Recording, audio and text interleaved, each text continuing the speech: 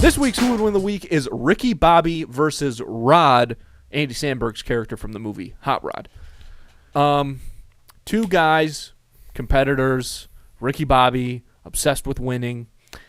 Here's the thing that makes me lean towards Rod. Obviously, Ricky Bobby is very successful, way more successful than Rod, but things do come pretty easy to him, and we see how he reacts to when he falls on hard times in the movie.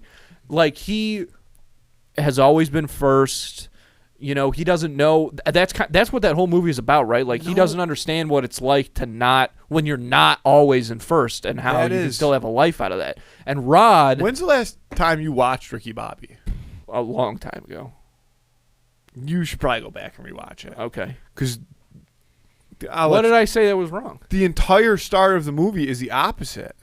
He's like a loser nobody, and he's on the pit crew of the worst racing team in NASCAR, and they're so bad that the driver, while pitting, gets out and starts eating a chicken sandwich, and he's like, it's fine, we're going to come in last anyway. And so the guy that's like the head of the crew is like, can anybody drive? Like, this guy's blah, blah. And he's like, but that's like the opening to the movie. I want to go fast. It's in the first 10 minutes. Sure, but then the rest of the movie is like the Ricky Bobby we know and love is the successful Ricky Bobby. But you said his whole life. You're right. Excuse me. Seems like, but it is true. I think you must agree with this, that the success that Ricky Bobby gets really kind of ruins his entire perspective on things. Yes, but I also think that his comeback story was not easy. He was driving around with a cougar in his car. Yeah, but compare that to Rod. Rod is the ultimate underdog, and he doesn't let anything stop him. He has literally nothing to work with, and he just wills himself to success. I think they're both very similar. I think they're both way more similar than you think. I think they both have this false confidence that at some point gets broken. Ricky when he crashes. Rod in bits and pieces, like mostly like when he starts actually doing stunts. Especially when the movie comes out, but a few other times too. Like he has, his confidence broken. Yeah. They're both like, well, he's very delusional. Ricky Bobby's is more of like just a false confidence, especially like when he tells the guy to snap his arm, and he snaps his arm. I think they're both very similar in that sense, where like they're actually, I don't know the word. Okay. But they don't have.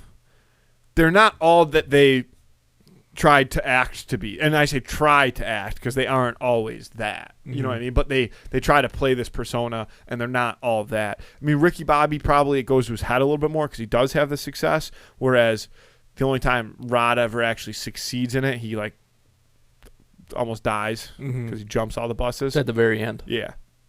But, yeah, that's all I got. I think Rod's story, though, is really an uphill battle, whereas Ricky Bobby's is uphill and then this big plateau of success where, like you said, his head is really, really getting big. And then it's kind of a steep, immediate drop down because it's, there's an inciting incident, that accident, whereas, like you said, Rod, it's kind of like a bunch of things that kind of beat the confidence out of him after a while. But again, he still doesn't give up. He's still going at. I mean, how many times has he lost to Frank? Quite a few. But he keeps at it. And Ricky Bobby, I don't know, because Rod does give up at a certain point. But I think that Rod is. I don't know the word that I'm looking for, Andy. I don't know the word. Yeah. But like, he is a stuntman. He's a stuntman, but he surrounds himself by losers to make himself feel better about himself. Yeah. And he doesn't actually do stunts. Yeah. And then he's like, no, I'm going to jump the pool. But, like, he has no chance of doing those stunts, actually. Like, he doesn't. He's, like, delusional. Like, he's, like, childhood delusional, but he's supposed to be a grown man, which is, like, not a great. I mean, even the jump that he clears the buses, like, who the fuck thought that he, like, why does he think that he could go out there and jump those buses? Yeah. Because he's literally never proven that he could do a stunt anything. in his life. Like when he like stands on his seat, like and like you know, or when he like spins in a circle, and then the girl gets, what's the girl's name? I don't recall. When she gets on and like does it first try. Yeah, you know yeah. what I mean? And he like is, well, maybe this. Yeah, like yeah, dude, it's not impressive. No offense. I don't mean to bash on Rod, No. but I just feel like and he also, that girl's boyfriend that drives the sports car, that guy, Rod always is very like that guy backs him down quick. Like Rod's intimidated by yes, him. very. And even Denise, Yeah. yeah. When he's like, "You look pretty, Denise," and she's like, "What was that? You look shitty, Denise." Like I feel like even though Ricky Bobby has false confidence, that false confidence would fucking crush Rod. Like Rod would be like half idolize him, half be like I deathly don't know, afraid of dude. him. Because Yes. I know that Ricky Bobby would. I think Ricky Bobby would smell weakness on Rod. Oh, and he yeah. would be like, "I'm gonna beat the fuck. I like you, Yeah. fucking loser." But everybody's called Rod a loser his entire life, and he still succeeds in the end.